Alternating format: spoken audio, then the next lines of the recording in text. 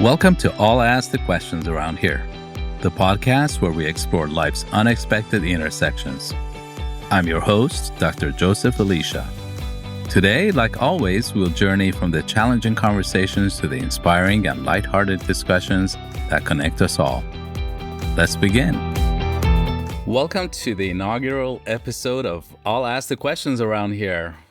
And we have a show where we explore incredible stories of perseverance, innovation, and leadership. Today, I'm thrilled to introduce a guest who embodies all of these qualities and more. And she's not just a local entrepreneur. She is a true trailblazer in our community, showing us all what it means to lead by example. And through her work in the industry, which she has been working in, whether it's healthcare or HR, she has not only achieved remarkable success, but also inspired countless others to dream bigger and strive harder. Her dedication, vision, and the impact she's made right here in the Coachella Valley make her a force to be reckoned with.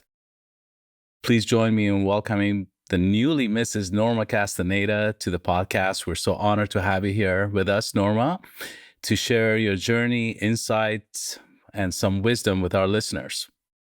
Thank you, Joseph. Very happy to be here and excited for your new podcast. And thank you for choosing me to participate.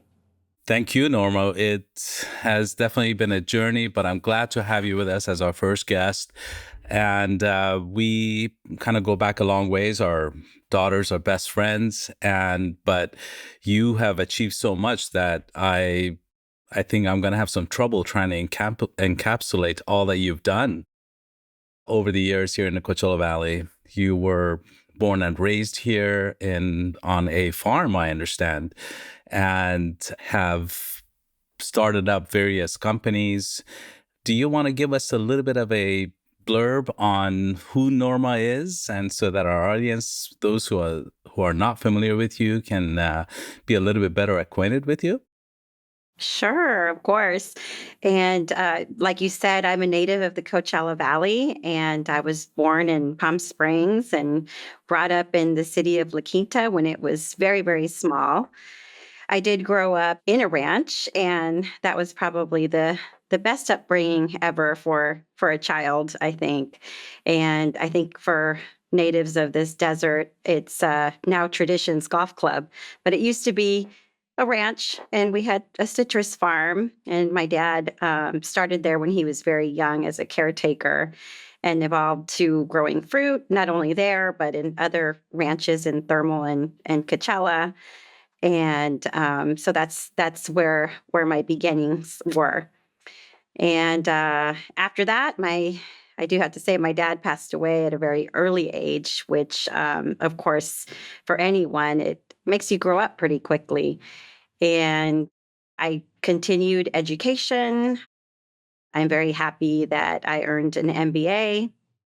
And I just have to say, I've just worked really hard. I have 3 beautiful children that I believe are super successful in their education. And, I've worked very hard. I do a lot of things. Sometimes I get asked the question, how do you spread yourself into so many areas? And I don't think that it's, anything that is out of the norm for a person that is passionate about what they do. I like to help my community. I am involved with a couple of charities here and also at work, which I am 100%. I'm very passionate about healthcare and education. So I hope that gives you a little bit of insight. It does. That was a great capsule of what you've achieved here. What was it like at that time when you lost your father? What were some of the primary challenges that you met? Yeah, so I was 19 years old at the time when my dad passed away. And my mother, well, I should start. My father is Mexican American. So he was brought up very much with the culture of an American. I think he was 3rd generation. Unlike my mother was from Mexico, and she had some very different cultural I guess you could say, beliefs and so forth. So I know that when my dad passed away, my mother and I love her, and this is how she was raised, but she believed that I needed to take care of her, which I did. And to this day, I'm happy that I still do. But it was very difficult because I had to grow up very quickly. And I was in school when it all happened. And, when you're young, it doesn't matter. You're driving everywhere and making it happen. But then when you have that sudden responsibility that you have to take care of somebody else, it really changes it. So I think it could be a good thing because it taught me to survive. I always tell my kids I'm a survivor. So whatever happens in this life, we get really high up there, but you could be brought down really quickly. So you have to be ready. But ultimately, I think that actually helped me because it really taught me how to survive in this world. Now, Norma, you spent some time at Bighorn Development. Can you tell me a little bit about that and what you gained from that experience? Yes, absolutely. I actually started there very young, part time, working in the marketing department. And at that time, it was owned by Westinghouse Corporation. And I actually got the lead to work there from my mentor, whom I had interned before at another position in marketing. And she asked me to come on board and she said, I know you don't live here, but maybe we could make this work and just come 1 or 2 times a week. And she gave me this fabulous hourly rate that I thought was perfect. Probably not in this day, it wouldn't be so much, but but it was great. She gave me the opportunity. I started there. Westinghouse was later turned over to R.D. Hubbard. And I was very thankful. That was my first RIF that I ever have been through with a reduction in force. And I was one of the lucky ones that was hired. And I was very happy. And I started as an HR representative and moved my way up as an HR director and eventually working with the executive team there. And that, of course, later on down the line, you became involved with Fidelis Health Group. Yes. Well, from after Bighorn, I have to say I had a wonderful experience there. I got to meet a lot of self-made entrepreneurs, very successful people. It was really nice to work alongside my colleagues there. I was very happy. And I actually started moonlighting during the summer. I guess, is that a word anymore? But Yes, yes, it I is. started I started to work out in Kansas City as a consultant for HR director or actually HR strategy. And at that time, I started meeting a lot of people in healthcare. I had a background of negotiating contracts for Bighorn and some of Mr. Hubbard's companies. So I had a lot of experience as to how do you get around health insurance, prior authorizations, all that stuff that used to and still exist. And I worked for a couple of companies before I went to Fidelis Health Group.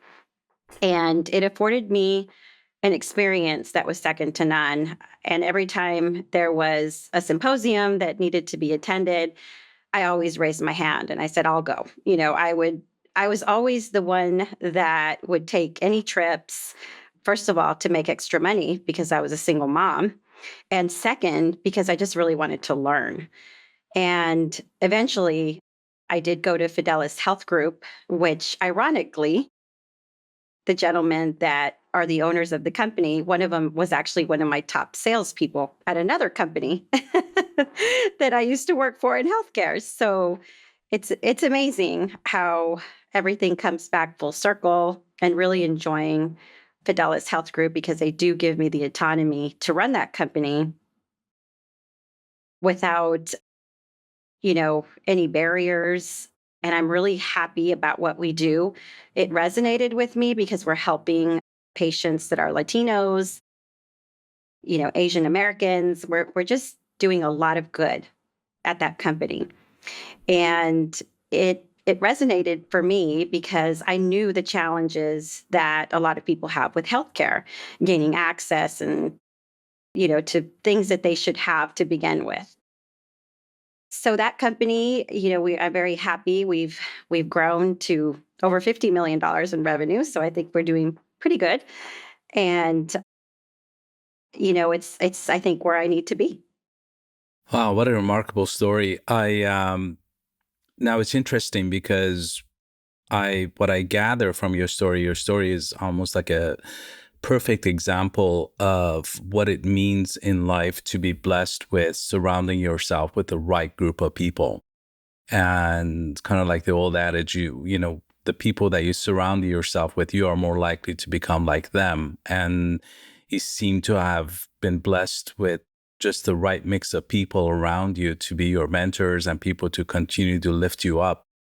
But I also had noted in your bio that you mentioned the hand of God being in the midst of this.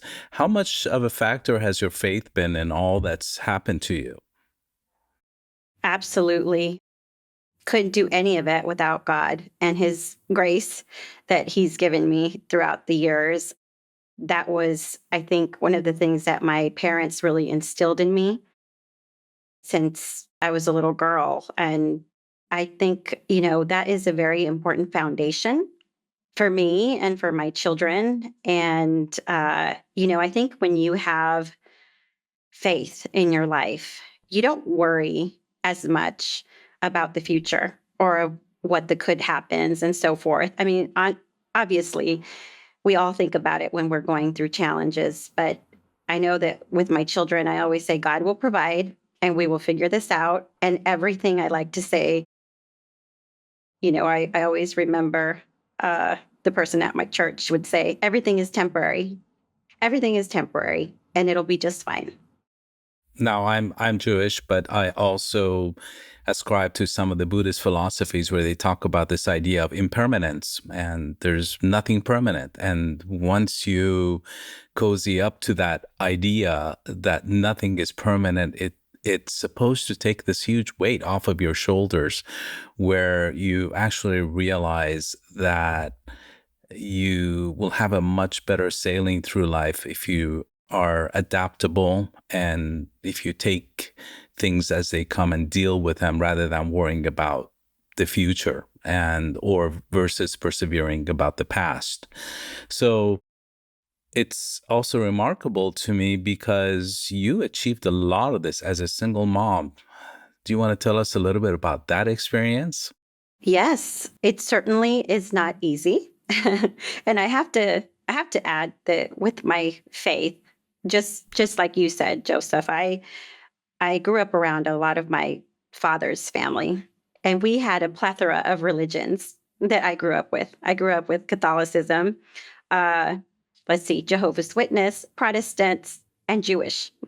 My cousins are Jewish, and imagine Christians, Jewish, all in the same house. So it Oh, was okay. really So interest. you're a It was really quilt. interesting during December. Yeah. But all in all, and even your point about Buddhism, I when I was in college, I did take Buddhism classes just to, you're always trying to find out about other religions. I also wanted to understand my family better and so forth. But it was like you, I think it was something that is necessary because although I may not follow that faith, but you learn a lot about, not worrying and just knowing that we do some suffering while we're here on earth. And that's okay. You just have to know how to, you know, I guess, understand that tomorrow is always going to be there. The sun will shine and we continue, right? But but as a single mom, I have to say it wasn't a walk in the park. It was very difficult. It was a lot of juggling, and my children, as you know, we're in this school system where it's a lot of moms didn't have to work, and so I always had to work, and that was difficult. But I honor everyone, and I'm just my background is HR, obviously, and I always say like everybody has something that they do, and being a full time mom is more than a job. So so I always honor them. And I have to say that a lot of those moms helped me along the way. Because if I couldn't be there, I had the support of other moms, and that was beautiful to me. But was it easy? No. In fact, when I was taking these positions or taking these projects in Kansas City and Chicago, I would often earn just enough to pay for the plane tickets so that my kids could go, because I always wanted them to get an experience and, be able to travel and just experience it with me. And my dream for my kids was to raise them, number one, in faith. And second, I wanted to teach them that they could do anything that they wanted, but they needed to do it through education. So, one of my goals, my personal goals, was to hopefully make enough money to put all three of them through college. And I have to say, that I'm pretty proud because I did, and I did it on my own. So it was good, and I think they realize that now that they are all almost done with college. My daughter is graduating with her master's in a couple weeks from Pepperdine. My son is already working Congratulations in. on that. Thank you. My son's in Houston, Texas. He graduated from U of A and doing well in his career. And then I got my little one that's 21 now in biomolecular science, and he's got another. I don't know what route he's going to take. Maybe healthcare. So maybe I'm looking at another 6 years of school for him. So, Sure, sure. Well, as long as they're, as I always say to my family, as long as you're educating yourself, I don't care what you do. And because I think yes. education, if it's done properly, at its core, it helps you think critically, not only Mhm. about, what's happening around you, but about life, about the critical decisions you have to make. But going back to the divorce, if I may, at its core, a divorce is one individual rejecting another, one partner rejecting another, or both partners rejecting each other. And I think everyone who's been married for a significant amount of time kind of goes through that process of where they might think this may be coming down the pipeline.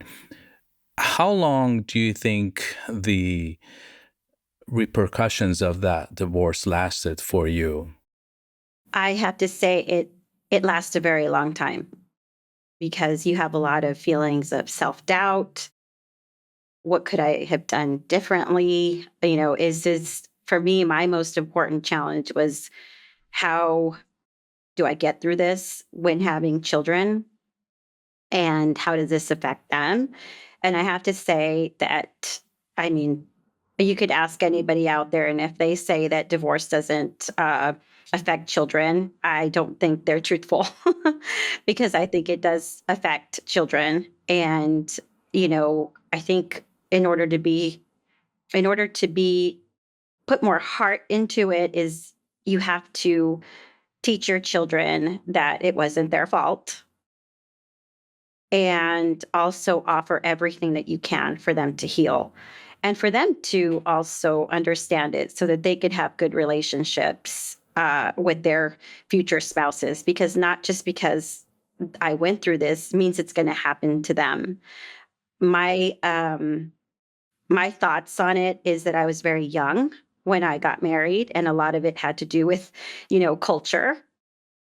That my like I said, sometimes with some of their beliefs of our parents, they want you to, if this happens and you got to get married, or I luckily was not pregnant or anything like that, but but there's philosophies like, if you want to do this then you should be married. And I was very young at the time, and I have to say that it was very tough. And I think that there's a lot of women and men that after they uh, go through a divorce, there's a lot of bitterness, a lot of, angry moments. And I probably had those for a couple of years, maybe a few years.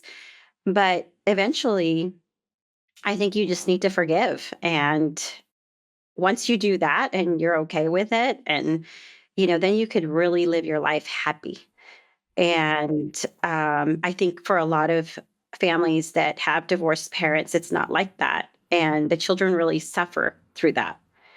And like I said, it wasn't easy. I went through it, and I can't say it was perfect the first few years because there's a lot of feelings there, of discontent or all these type of feelings. But then once you, I think, accept it, and then for me, I wouldn't ever want to hurt my children's father, of course. So that's when you have to release it and, be happy yourself and let them be happy. Right. Now, were feelings of guilt and or shame a significant part of this cocktail of emotions that you felt afterwards? Oh, absolutely. And especially with my faith and I think I would have to say more of my mother's family. They're very, a lot of them are very devoted Catholics. And so it was hard. And yes, there was a feeling of guilt and shame, but it's one of those things where you have to move on and you have to forgive yourself. And could I have avoided it? Probably not. But I have to be happy with whatever I'm dealt with, and I am. And it brought me to this wonderful person that I met, and Sergio, and we've been very happy. And of course, you have that feeling where you don't want to go through that again. So it took us almost 13 years to get married. But, all in all, that's what I wanted to be. I wanted to be a family. And we're just really loving being married. That is phenomenal, and congratulations on that again. Now you've had a couple of cards stacked against you. I mean, uh, from being a woman, being from a Latina background, and being involved in various industries that have traditionally been male dominated. What were some of the obstacles that you met, and how did you approach them? And this is for those people who are listening in on this podcast and just looking to you for all the answers. Yes. Well, I don't know that I If that's have not all the enough, answers. if that's not enough pressure for you. I have to say that I think in the beginning, it was a bigger challenge because I was always in a room with all men. And I was always the only woman, at the table. Or a lot of times I felt, okay, I need to get my voice heard here because this isn't right. I'm going to speak up about it. And it's different for women because when you do speak up about it, then you're seen as, okay, she's crass or she's this or that, where if a man did it, it's okay, right? Right. Right. Of course. but, but, I think that a lot of things can change with your own confidence. And, I'm a lifelong learner. So I always feel like I have something to bring to the table. And I have to say that I have earned the respect. Not that I need to, in that type of situation, but I think that when you know your industry, when you know the facts, when they see results, I think that that's how you gain the respect. And I could think of a few times where actually that became a real challenge. And that's when I was traveling to Japan. And we were spending some time there, and this was in healthcare.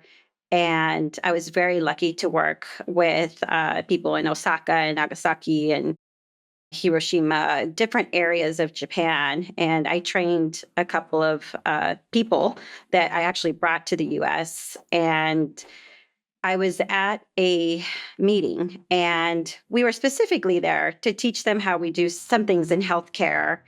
And it was all men at the table. And the CEO of this company said, directed to me, he said, "Oh, well, I'm very glad you're here." And I thought, well, why wouldn't you think I'd be here?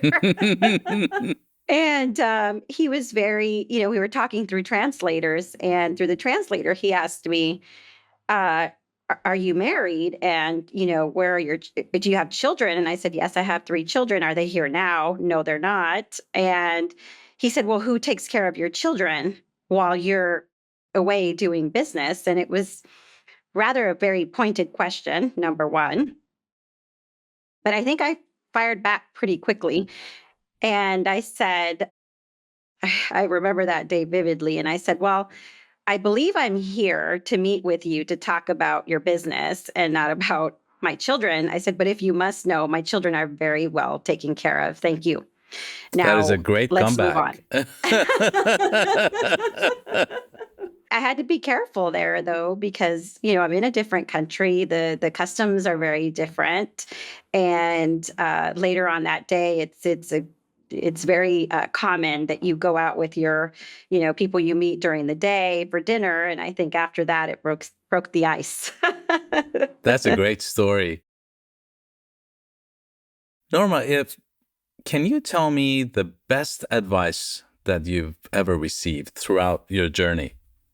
The best advice that I've ever received. Whew. I suppose it could be on different levels, personal life, business life, but something that stuck with you that's just kind of been kind of like your guiding light, if you will. I've had so many great people in my life and such great advice. And I think I have to say that it was someone at Bighorn. And it was at the time where I was going through this divorce. And I remember thinking I had built so much already with things that, shouldn't even be important. But I was very proud that I was already had a nice real estate portfolio. And I remember this person said, the quicker you could let go of those feelings and just think about the future, because you are smart and intelligent and you'll be able to build it all back. Let it go. And the quicker you let go, the quicker you could get back on your feet. And that was great advice. And I took it. And that was probably one of the best things that I did, because I see a lot of people going through that and they hold on to it for too long for the wrong reasons. So I think that was one. And then second is a mentor of mine that said, you never stop learning.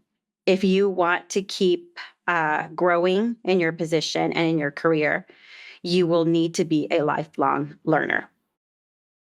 And that, I think, was another great advice from someone that was very highly intelligent. And I've done that ever since. I'm always reading, I'm always researching. I always want to know what's new, what's out there. And I think that that's what keeps me on top of my career. Now, do you ever wake up in the morning with an overwhelming sense of imposter syndrome where you're like, what am I doing? And, Oh, self-doubt creeps in and you get this fear. absolutely. Absolutely. Imposter syndrome. It's so important to talk to, I think, even, the younger people, because when you are moving up in your career, in your life, you always have that self-doubt. Like, should I be doing this? Am I qualified to do this? Why did they pick me? There are so many other people. Why me? And, I think it's a natural thing to feel, especially when you're moving up in your career, or for the young people that are graduating college and, having a lot of self-doubt.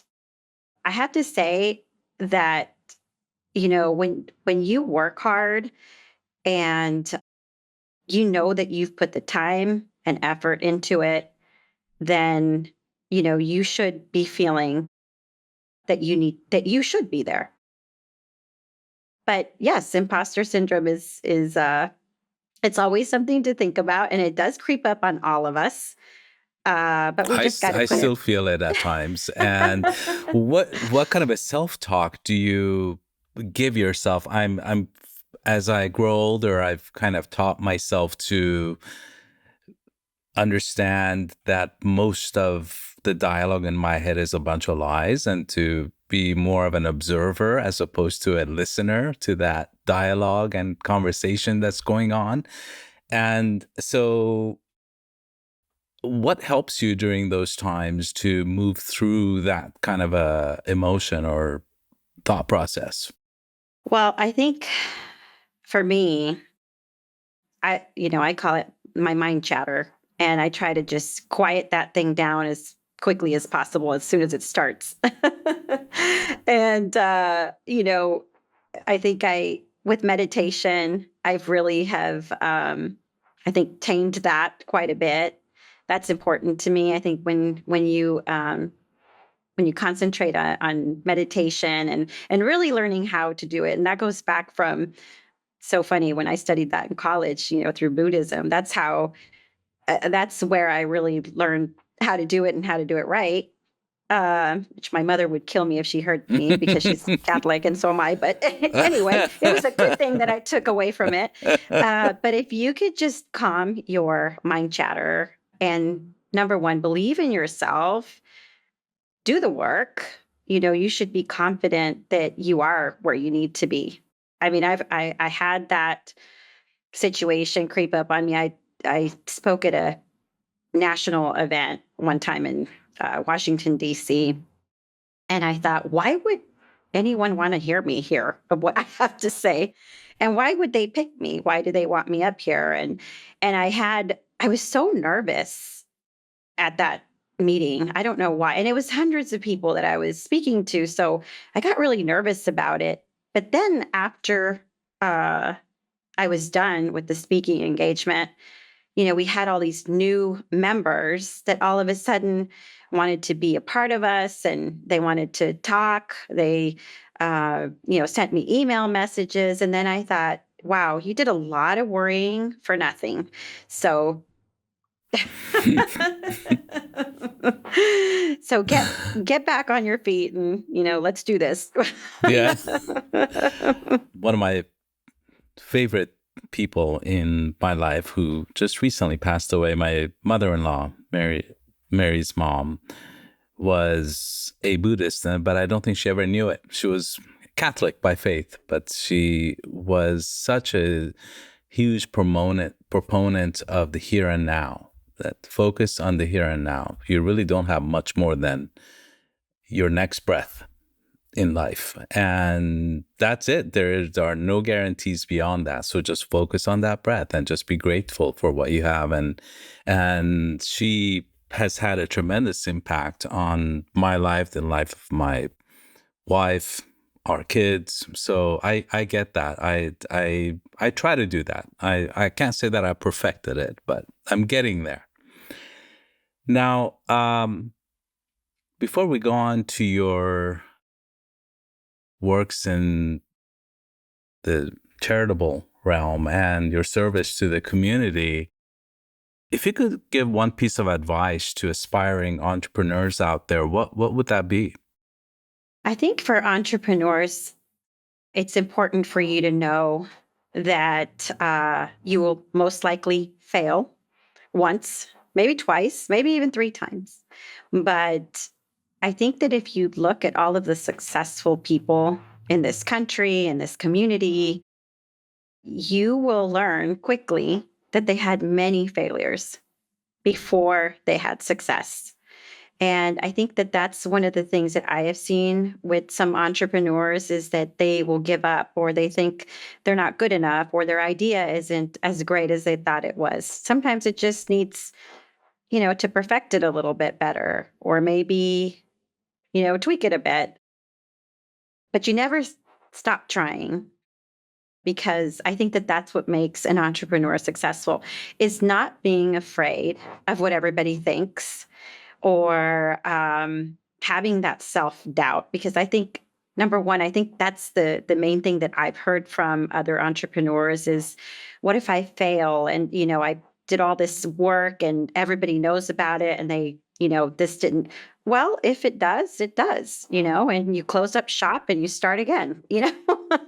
And isn't it true that, I personally tend to learn most from my failures rather than my successes. And it's those are the moments where growth takes place. And so I found it interesting when I was reading the quote, the very famous quote by Churchill, who is quoted as saying, never, never, never give up. But the fact is, sometimes you have to. If you're involved in something that is not going anywhere, you do have to drop, accept the fact that it didn't work, and move along and do something Yes. else. And so it is okay to fail, as long as most of our failures are earlier on in life and not later on in life where the stakes are higher. That seems to be the lesson that I've gathered anyways. Yes, and that's very true. And I think that, like I said, every entrepreneur that is successful that I know today, they did it a few times and they may have done different things. And I think if anything, you learn and you just, dust off and keep going. A couple of interesting questions for you. If you were to start a completely different company tomorrow, what would it be? I've thought about opening up my own foundation later. That's one. And second, I am very interested in possibly opening up uh, a clinic. And it would be a clinic to help people that are underserved. And I have given that some thought. And yeah, I think that's what the two things that are in my horizon, I guess. So, as you know, I'll ask the questions around here. So, I'm going to ask you why. Why start a foundation? So I am just very interested in helping people. And I think a lot of people in the community that know me, I'm always there to offer a helping hand. When they've needed advice for anything, I'm always there. I know that some people don't have the same opportunities as the person down the street or the person, so I think that there's a lot of people that have good ideas, good intentions, good reasons to further their education. And I would want to help that niche of people. And I haven't really thought about what the profile would look like, but I know that there's two things that I'm passionate about, and that's healthcare and education. So it would be something along those lines to help people that may not have the wherewithal or the access to get better in any of those fields. I'm a firm believer in that. A lot of times it's, as we look at life and where people are born, some people are just born into a different launch pad than others. And some are born into a life of privilege, resources, and others are not. And this idea of service to the society and to our community is really important, and especially now, I think, as we are grappling with what's happening to us on a society level, on a national level, and geopolitical level. So, Absolutely. And I always think of myself, in going through that because when my father passed away, I mean, I can't say that we were very poor, but we weren't wealthy either. We weren't rich. We weren't, it was more that I learned from my dad that it's you have to be around good people. You have to network with the right people. You have to, and that was something that he was really good with, giving me, the opportunity to meet a lot of people. And he was very giving as well. And so was my mother. So a lot of that I learned from them. And I mean, it was things that they could do, because like I said, it's not like they were giving, thousands of dollars, to a foundation or anything like that. But my dad would, I could give you an example. When the La Quinta Art Foundation, first started, it was right by our ranch in La Quinta. And my dad said, "Well, I can't give you any money, but I can flatten that land up for you with all my tractors." And so he basically helped with doing that. sure, sure. That's Yeah. great. in looking at just all that you've done, what's one surprising fact that people don't know about you that they would be surprised to know? Well, how about if I give you a fun fact? I'll take it. Okay, so I was Queen Scheherazade in the 1990s. Oh, that's great.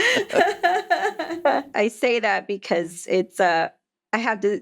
My father was a big Queen Scheherazade fan, and he grew up in this valley. And he said, "If you're Queen Scheherazade, that's a big deal." And so anyway, I remember, this whole pageant and how what a big deal it was, and it really is, and it's a big deal to me and an honor to have been, because the role is a lot different than what people think it is. It's it was a very nice time. I had a queen mother that was like our mentor. I got a fabulous scholarship that was really great at that time, that helped me with school and meeting lots of people around the community, dignitaries, and so forth. So I was That's very proud of wonderful. that. Oh, that's great. Yeah. It's just Queen Yes. Shahrazad. Yeah, yeah. So it's funny too because it qualified me to go to Miss California, although I went to that and I bombed right away, so that didn't work out. I think God had bigger plans for you. Yes. Moving on to a couple of tough questions for you. If you were to redo one thing in your life, what would it be? Ooh, if I were to redo one thing in my life, I think with my whole education, that was not preventable because my father passed away. And so that was not in my control because I wish I would have finished a lot sooner than I did because I figure I would already have my doctorates by now. But, but I think I have to say that not to be so afraid when you're young. At the time when I was, in my 20s, I was just so worried about what I was going to do with my life and am I at the right place? And, when I came back to the desert and I thought, okay, am I supposed to be here? Am I going to be able to have the life that I want? And I worried at that time so much about my future. And then having children, in my 20s, which, back then I guess it was normal, but I had a child at 25 and I thought I think now it's young, but I think that's what I regret the most because I was so darn worried about things that they were beyond my control and I shouldn't have wasted so much time with that. What do you most like about yourself? I think that I'm a good listener. Sorry, what And did you say? No, I'm just kidding. I said oh. I'm kidding. I do. I think I'm a good listener, and I think that I have I'm very grateful that I have a lot of friends and a lot of family that I feel that sometimes I can help. And I help them just by that, by listening and letting them know that, and I think it goes back to my faith and belief that, things will be okay. And I'm there for people. And, one of the things in my busy career life is yes, I am busy. And yes, I'm on a plane all the time. And yes, I'm not here all the time. But I am never, ever too busy for my family and my friends. And I think that if they are close enough to me, which they are, they know that's always the case. I will always jump on the phone anytime I'm needed. I will always be there for them at midnight when they have to talk to somebody. So that's one of the things. And when somebody tells me, like, oh, well, you're so busy. No, I'm not that busy. I'm never too busy for my friends and my family. Of course, that's going to be followed up with what do you least like about yourself? Yes. Well, what I least like about myself is that I sometimes burn the candle at both ends, and I sometimes over commit, but I always honor my commitments. So even if I overcommit, I'm going to make it. But I think that's one of my challenges is that, I sometimes overcommit to things. And, but in the same breath, I have to say that I run a very tight schedule and everything is on my calendar. I'm very blessed to have an executive assistant that's always by my side, and she's just amazing. And she's my team. And without her, it would be very difficult to run this kind of schedule. And I have a lot of wonderful people around me that assist with, my mom is currently, she has dementia. And so we're going through a lot with her. But I have fabulous people that God's brought into my life to care for her while I work. And yeah, I think that's what I don't like about myself is that sometimes I overcommit to things that sometimes can take me away from the things that are important. Does your mom live out here with you? Yes, yes. Uh-huh. She does not live with me. She's very independent. She always has been. So she does live in her own home. But I bought a house here in La Quinta that's close to her so that I could be there for her anytime that she needs me. But she does live in her house and we have 24-hour care for her. We have a very close and personal experience with dementia with my wife's mother who recently passed away, um and that's quite a tough journey to be with someone. What's been the most challenging part of that for you? And obviously there's multiple levels to that, right? Yes. And I think that, adding to the most difficult times in my life, I have to say, other than divorce, losing my father, and now dealing with my mother having dementia and Alzheimer's, this has been very, very tough on me because my mother was a spunky, beautiful woman and always so independent. And to see the changes that have happened with her and her being unable to be mobile anymore, it's very hard to see. I think about her when I'm, like yesterday, I was in Washington, D.C. working, and the whole time I'm there, I'm thinking about my mom and how is she doing, and she's very well taken care of. I have amazing staff to be with her, but it still bothers you. Your heart is not completely at peace because you want to know how they're doing. Did they what was their day like? Did she remember me today? And one thing that is really different about my mom is that she remembers me, my three kids, and my husband. And she just never forgets us. And we can not be there for 2 days and we show up and she knows our name, which has been really nice because I know that some dementia patients, they don't. But it's very difficult to see someone that has so much life. And, my mom loves to dance. She loves to sing. She's just a character too. She's funny. She's witty.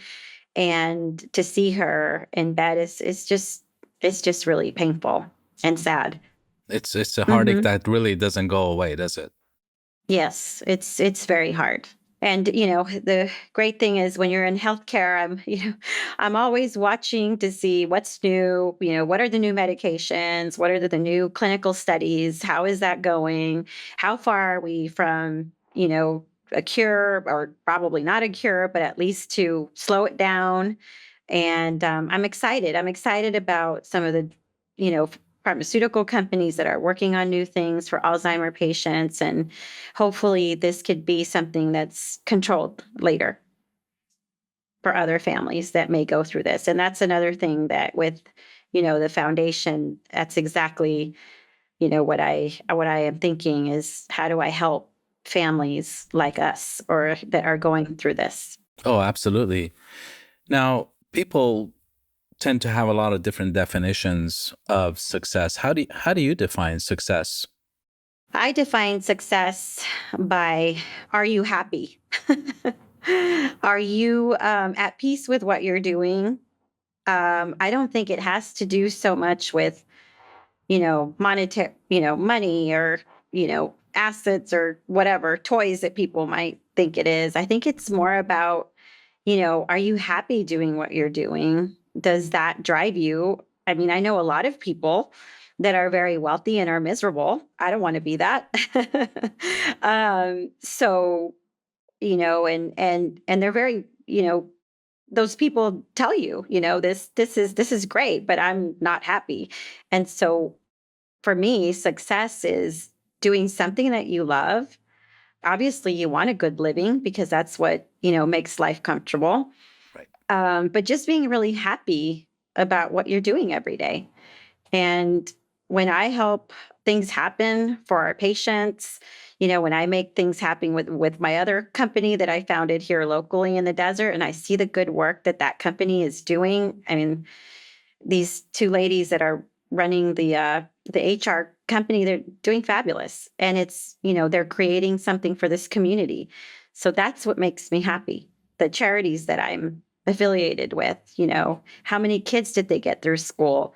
How many patients have been helped in areas where they may not be served so quickly. That's what makes me happy. Did you ever, at any point in your life, consider yourself a person who is a crowd pleaser, needing the attention, affection, and approval of others? I have to say, I don't think that's an issue for me. If you try to be a crowd pleaser, you're never going to get that, So I always take the approach where, like, well, you might not agree with me, and that's okay. But I just really am going to do my own thing, and this is what I do. And if you like it, great. And if you don't, well, I hope you have a happy life. I mean, that's, so you just can't please everybody. And that's another thing that I should, if there's any Gen Zs listening and so forth, is if you start caring so much about what other people think about you, or unfortunately, I think there's a lot of with our social media and so forth where people relish in the downfalls of people, or maybe something happened to them. And, and if you think about that, the real people that care about you are not going to try to bring you down. It's those people that you shouldn't care about what they're thinking or and so forth, because it's not worth it. It's just not worth it.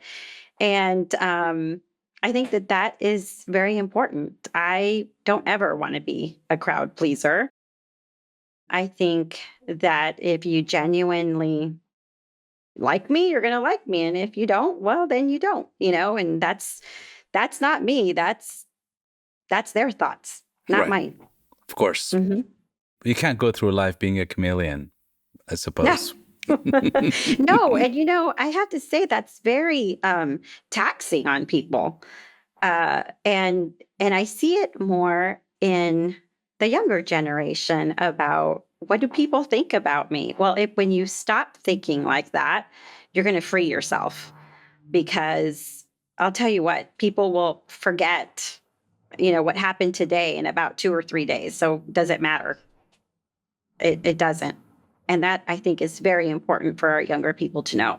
Right. You're never going to please everybody. There's always going to be people that will try to bring you down. What do they call the crab pot story? When the crabs are in and one of them's climbing up, and then they want to bring you right back down, right? Yes. Be the crab that gets out of that Right. pot. Very true. Now, what attributes do you place at the highest level when you meet up with an individual, whether it's a family, friend, potential business partner, what attribute sits at the very top for you? Integrity and, of course, honesty. And I think, if you can't trust a business partner, if you can't trust a friend, uh, that would be a real issue for me. I do what I say. If I can't do it, I'm not going to promise it. And if something changes along the way, I definitely would let you know as a best business partner or as a friend. But I think integrity for me, if I don't see that in the people that I work with and the people I partner with, it's a no go for me. How intertwined is courage in your definition of integrity? Do you consider them kind of two facets of the same thing?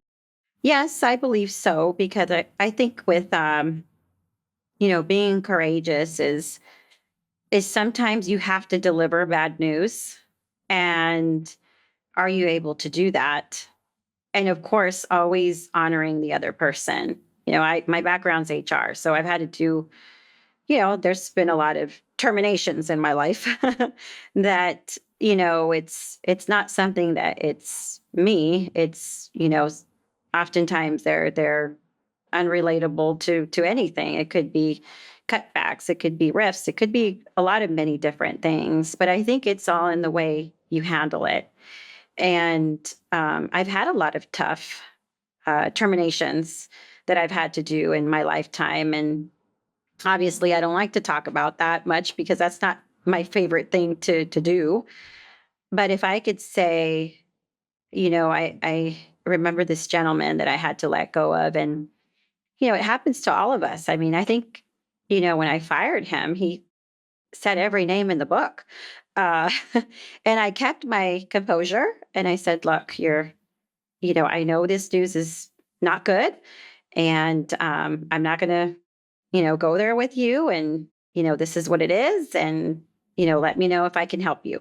And that's it. And we ended the conversation there. And it was and I'm talking about this because, it's important for other people that are in this, in business.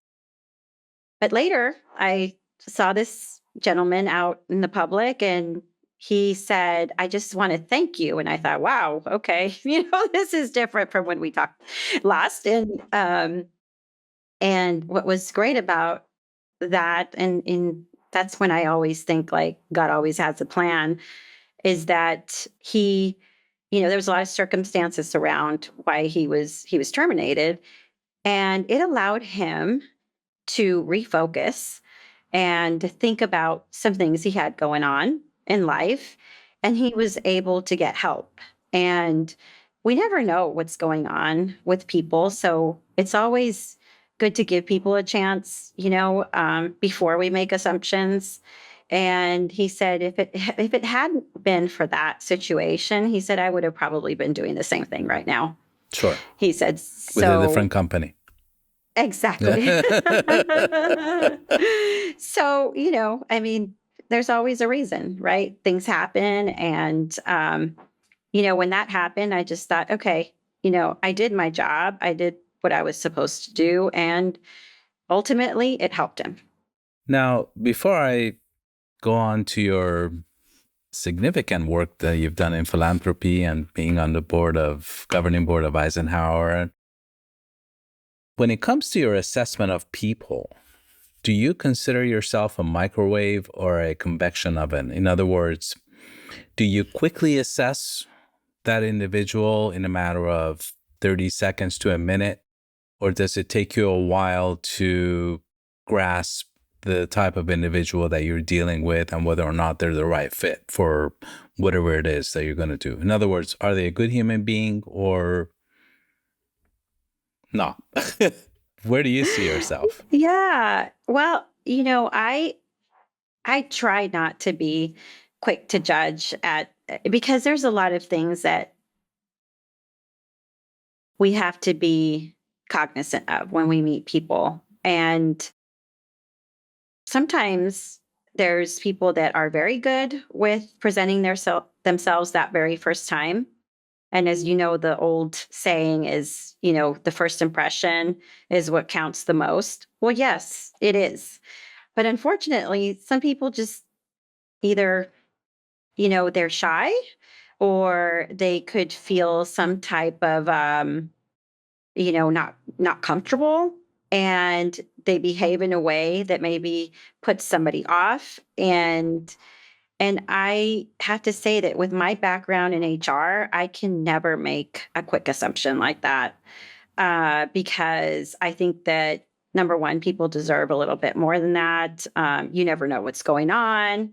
I mean, I just think of myself right now. My mom is going through so much, and I may be a little more touchy than than I am on an average day. And we don't know what's going on in people's lives. So no, I am not. I try not to be. It's hard to do that, especially if there's an event that happens. But I try to tame that and make sure that I know the person before I make any assumptions. I remember a famous quote by John Maxwell who said, "Don't send your ducks to eagle school." And which I think what he was trying to say was he values potential. In other words, I guess in the HR field, when you're interviewing a potential hire, what do you value more, the potential or their existing qualifications? For me, it would be, are they coachable? Are they trainable? And do they have a good attitude? Because I think a lot of things can be taught. And when somebody has a good nature and is willing to learn, I'll take that person in a heartbeat versus somebody that has a resume that goes on for 5 pages.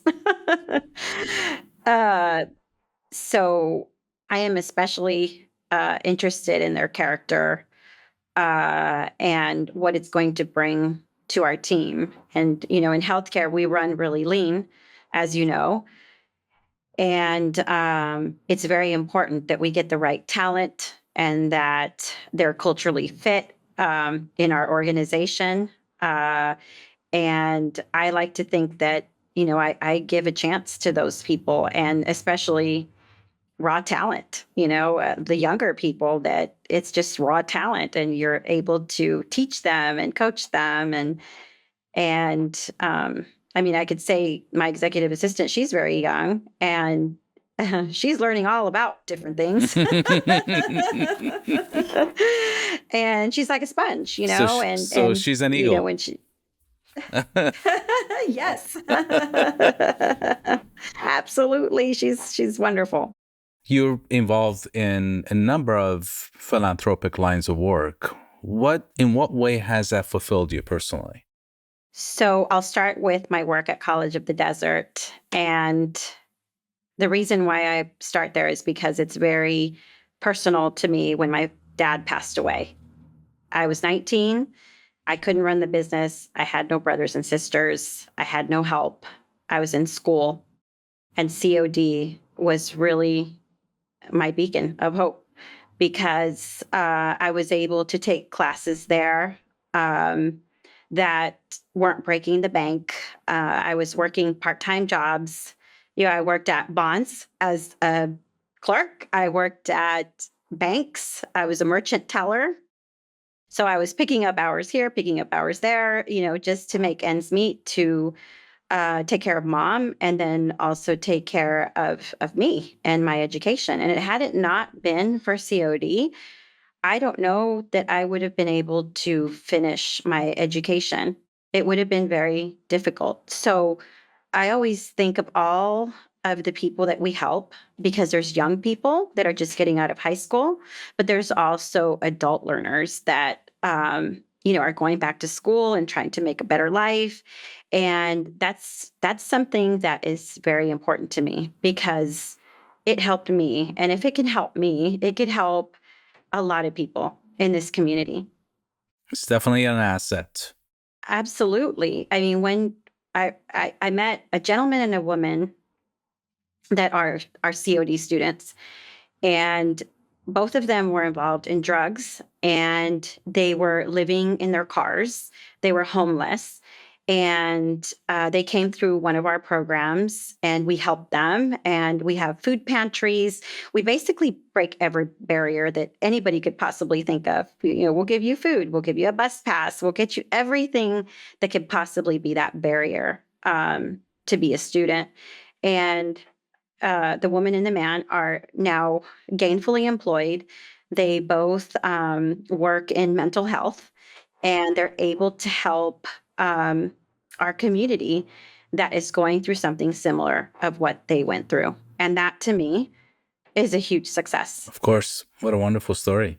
It's unbelievable. So that's why I'm so passionate about that. And then with healthcare, with helping Eisenhower, um, I'm on the governing board, but I also am in Latinos in Philanthropy, which is very important to me as well, because that is really driving healthcare out into some of the communities that are too far away from gaining access to help. And sometimes we don't think about all the barriers for people that live maybe in the East Valley or Desert Hot Springs. It's harder for them to get Language, distance. Yes, absolutely. And I love the work that we're doing, and I hope to do more of it.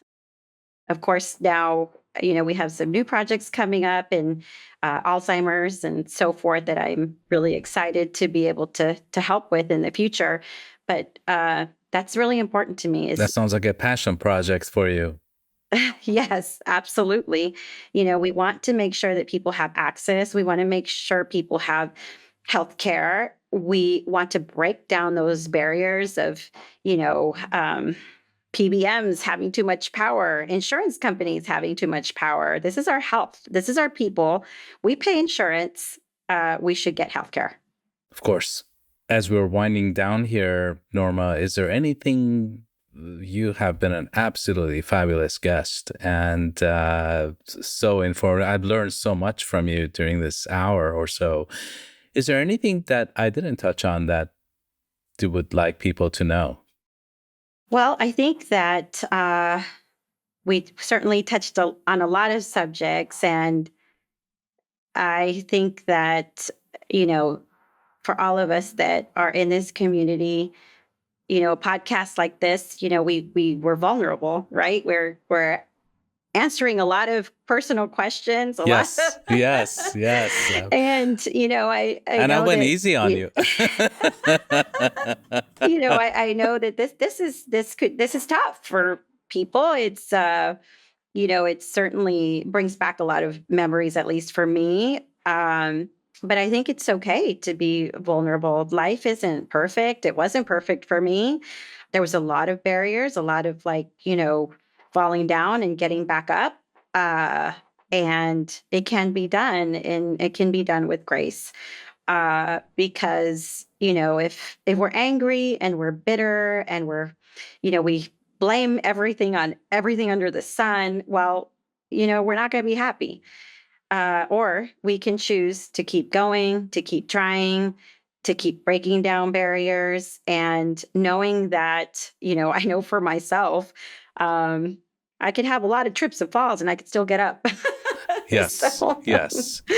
yeah. So I would just say, thank you. Thank you for having me on your first podcast. I hope that, our listeners, can enjoy this podcast, and also for our younger community members, which are always, I always think about our younger people that are coming up the ranks in business, and hopefully they could, gain a few pearls from this podcast.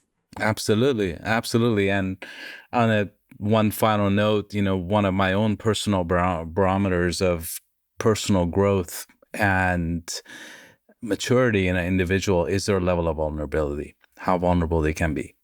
And that just is a reflection of how comfortable you are in your own skin. And so kudos to you on that. It was absolutely a pleasure to have you on this podcast. Thank you so much for giving us almost 2 hours of your time. And, for a person who is so busy on so many different platforms, I am immensely grateful for your time, Norma, and for your friendship. Absolutely, absolutely. And much success to this podcast. I'm really excited to see what's next. Thank you. Thank you. And hopefully I wasn't too tough on you. No, lots of memories, but it's great. This is Yes. good. Yes. Thank you, Thank you, Joseph. Norma. Really enjoyed it. Thank you. Same here. Thank you. Bye-bye. All right. Bye. That brings us to the end of another episode of All Ask the Questions Around Here. I'm Dr. Alicia, and I hope today's conversation gave you something to reflect on and perhaps something to smile about. If you enjoy what you heard, please subscribe wherever you get your podcasts and join us next week for another journey through life's complexities and comforts.